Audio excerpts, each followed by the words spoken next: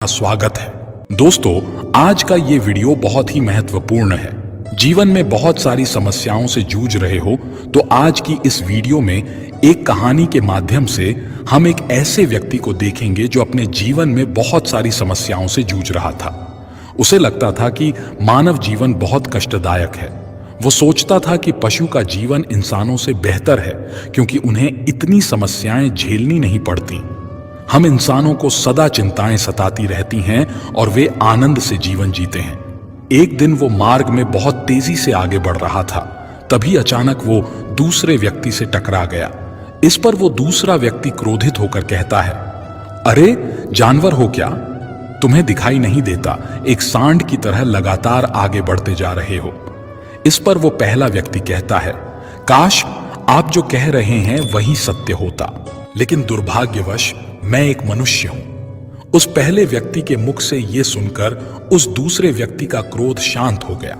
वो उस पहले व्यक्ति से कहता है, लगता है तुम बहुत दुखी हो, वरना सौभाग्य की बात को दुर्भाग्य ना कहते, क्योंकि एक इंसान का जन्म पाना तो बड़े ही सौभाग्य की बात है।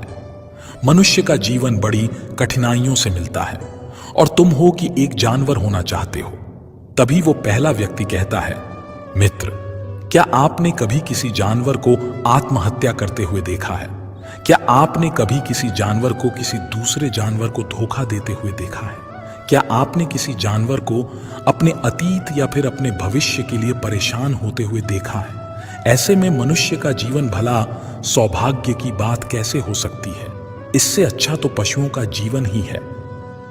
हम मनुष्य तो पशुओं से भी गए गुजरे हैं। उस पहले व्यक्ति की ये सारी बातें सुनकर वो दूसरा व्यक्ति कहता है, लगता है तुम बहुत दुखी हो, तुम्हारे जीवन में बहुत बड़ी समस्या आ पड़ी है। यदि ऐसा है तो तुम्हें इसका समाधान ढूंढना चाहिए। तुम महात्मा जी से मिलो, तुम्हारी समस्या का समाधान उनके पास मिल जाएगा, तुम वहां जाओ। तभी पहला व्यक्ति कहता है कि कौन है? क्या कोई साधु है, महात्मा है, ऋषि मुनि है, पंडित है? अगर वो इनमें से है तो इनमें से कोई भी मेरी मदद नहीं कर सकता। मैं ऐसे कई लोगों से मिल चुका हूं और इनके पास मेरी समस्या का कोई समाधान नहीं है। इस पर वो दूसरा व्यक्ति कहता है, वो इनमें से तो नहीं है, लेकिन वो क्या है ये मैं भी नहीं जानता।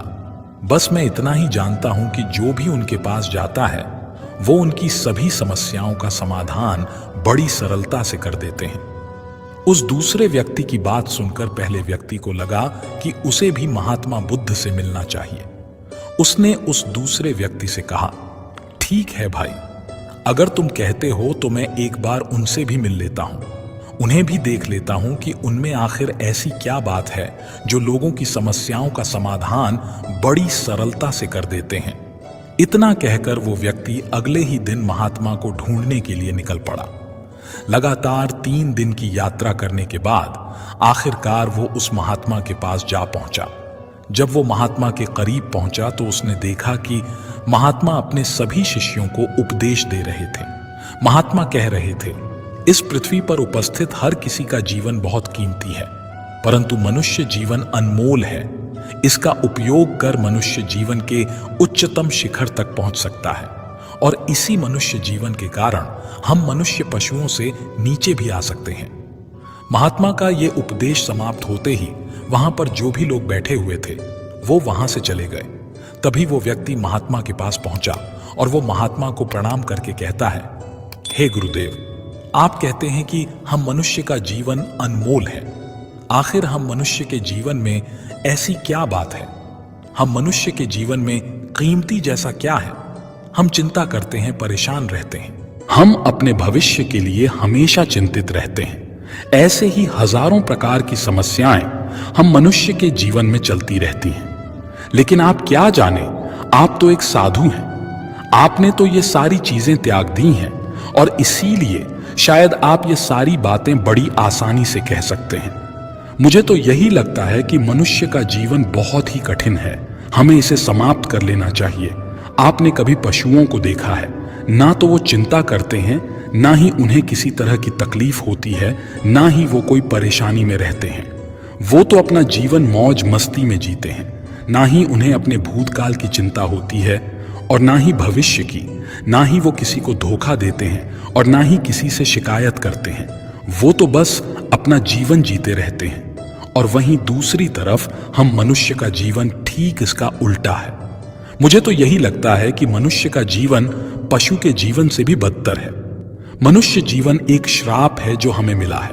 ऐसे में आपको मनुष्य जीवन में ऐसी क्या विशेषताएं नजर आती हैं जो आप लोगों को झूठ बताते रहते हैं कि हां, मनुष्य का जीवन बहुत कीमती है, बहुत मूल्यवान है।